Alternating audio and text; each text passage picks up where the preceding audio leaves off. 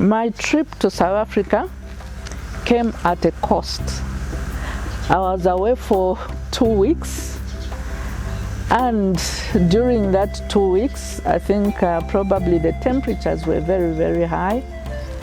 And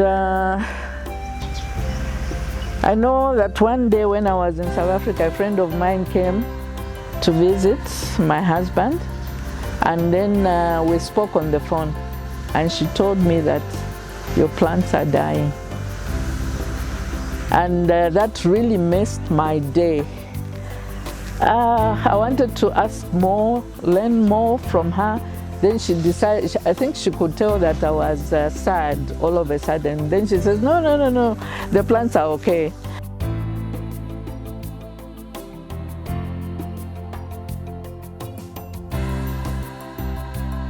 But when I came back, I arrived on a Sunday. The flight was delayed, so I arrived at night, so I couldn't come out in the garden and see for myself.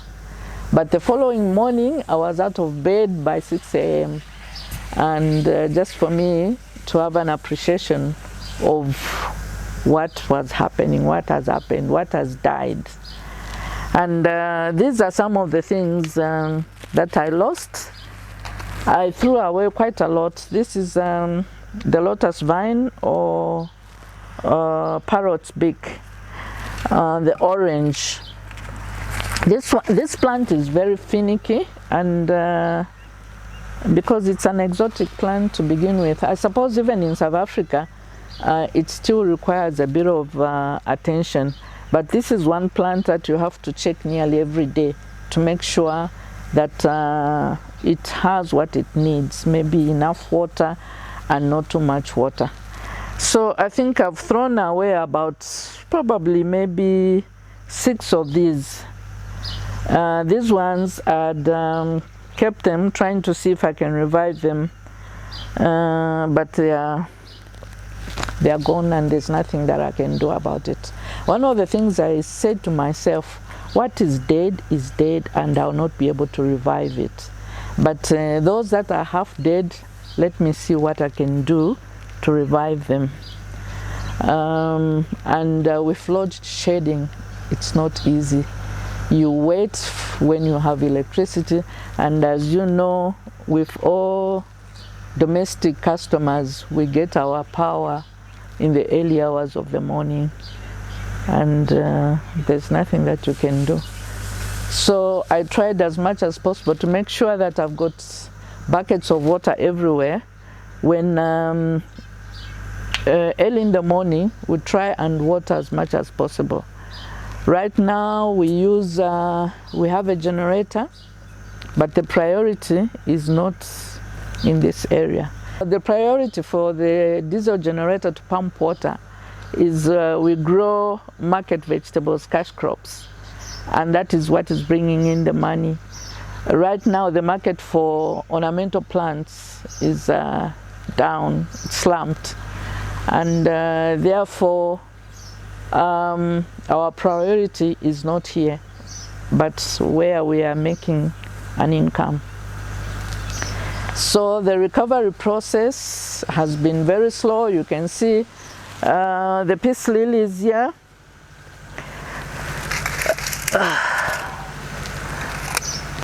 They're struggling. I try as much as possible. I keep cutting the bent leaves off, and as I cut them, sometimes I say, oh, maybe I shouldn't cut them. Maybe let me leave them. The bit of green will be able to make photosynthesis, but then they look so depressing and sometimes make me depressed too. So a lot of I had to cut out a lot of leaves to try and make plants.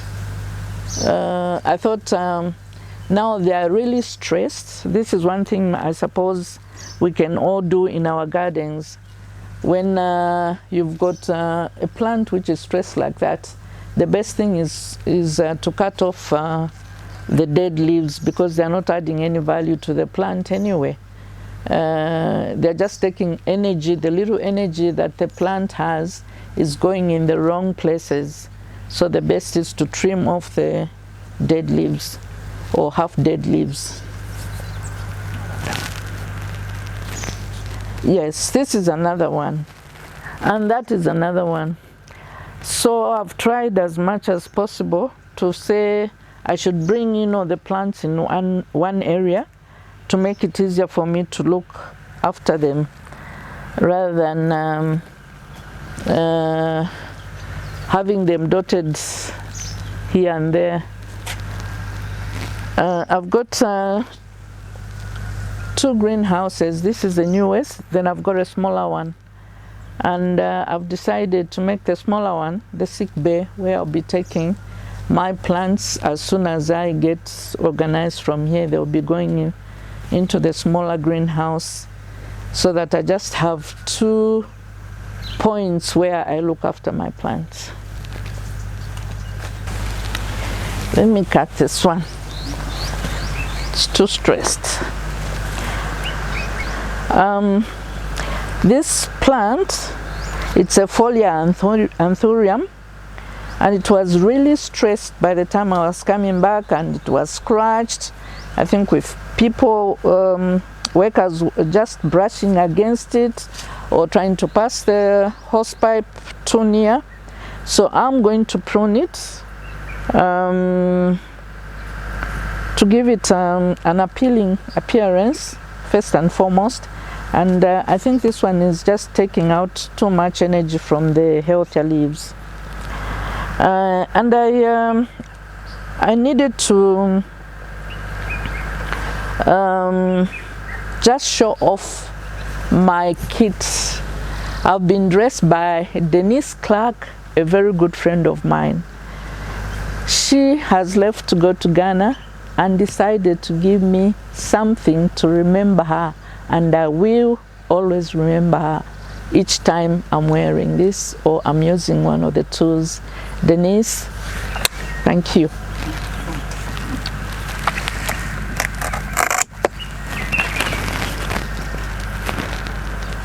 So this is what happens when you have the hosepipe always scratching your leaf. It looks terrible, but I'm glad that well, it improves the appearance of the plant. And 2, I don't want to cut too many, but I think I can afford to let this one go. Bye.